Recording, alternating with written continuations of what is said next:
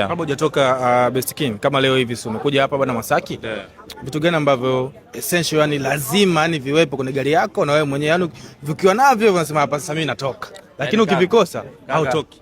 Kaka mimi bwana nikikosa ile deodorant ya kukata harufu ya kwapa, nikikosa body splash, nikikosa na perfume. Bana mimi waga na kuaga yani sijiamini kokote. Yani bora nivae nguo ya kawaida lakini niwe nanukia.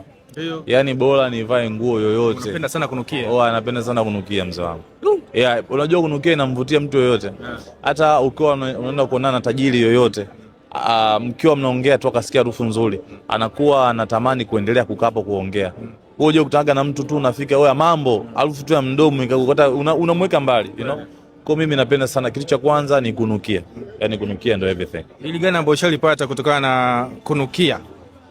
So far ni mengi kwa sababu kwenye skills za communication moja hapo inabidi tu uwe na body, uwe mwenyewe uwe persuasive, yani mtu awe uweze kumpasiu mtu aongee na wewe.